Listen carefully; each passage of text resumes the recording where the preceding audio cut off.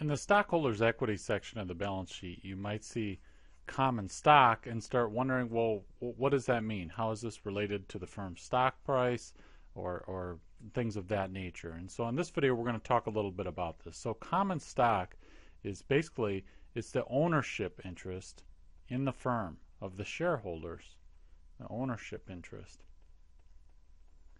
Now there's also this other thing called preferred stock, and we're going to talk about that in another video. But when we think of common stock, we're thinking of the stock held by the common shareholders. So when you take a look at the stock price and you see what the price is, that's related to the stock held by the common shareholders, right? The shareholders that basically have a vote in the choosing the board of directors, vote for BOD. They have a share in the profits or losses of the firm.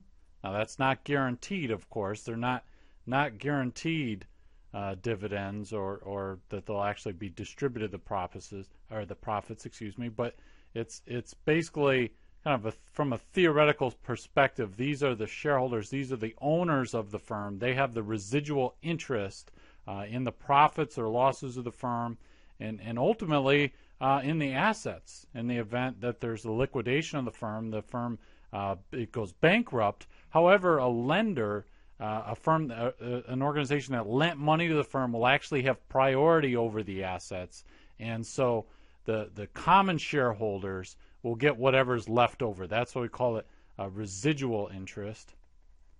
So the first claim would actually go to anyone who lent money to the firm, to the banks, but the residual interest in the assets of the firm, if it goes bankrupt, if there's anything left over, it's the common shareholders. And then also the common shareholders get something called a preemptive right. And that's basically if there's another stock issuance. So let's say there's 1,000 shares outstanding, right? And you own 10 shares of those 1,000.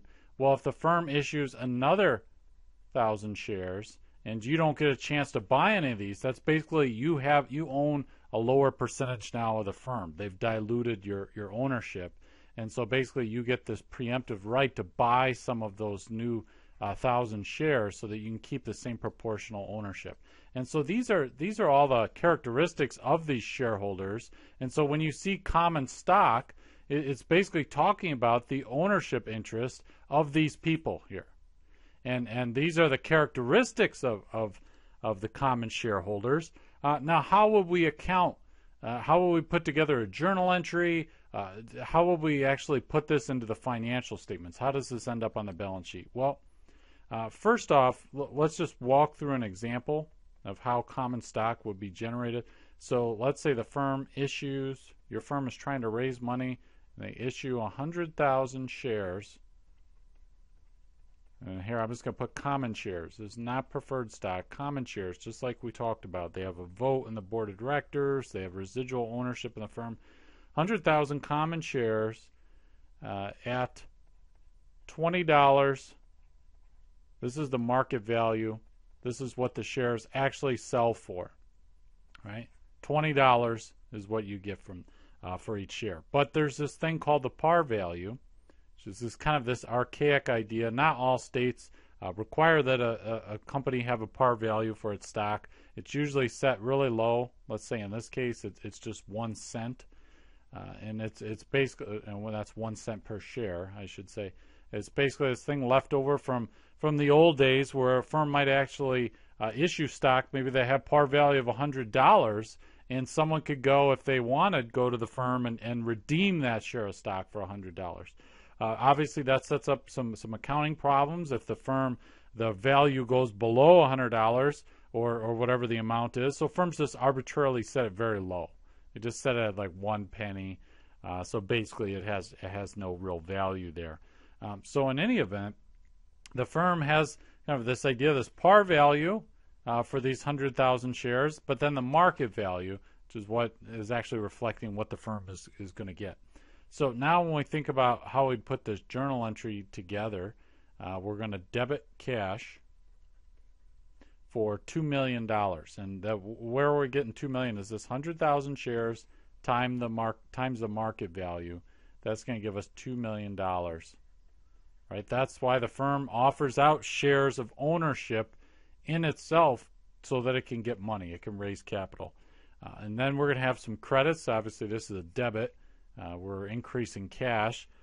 So now we're going to have a credit to common stock to reflect that par value, right, that we talked about right here. So we're going to multiply that 1 cent times 100,000 shares, and that's going to give us $1,000. So we're going to have a credit of $1,000. Common stock, as we mentioned, is an equity account, so it's going to increase with a credit. Now you see that, hey, we've got an issue here. This certainly doesn't balance. Well, the leftover amount, the thing to make this balance, is actually going to go to an account called additional paid-in capital, which I'm just going to abbreviate APIC, and then we'll put a little hyphen, common stock, so we know that it's additional paid-in capital from common stock and not preferred stock. And we just basically take this $2 million and subtract the 1,000, and then we just plug in for our APIC account. So we'd have 1,999,000, and now we've got everything balancing. So you see where in the stockholders' equity section of the balance sheet, you'd see common stock for 1,000, and that's the par value, but then you'd see a much larger number typically, which is the additional paid-in capital that relates to that common stock.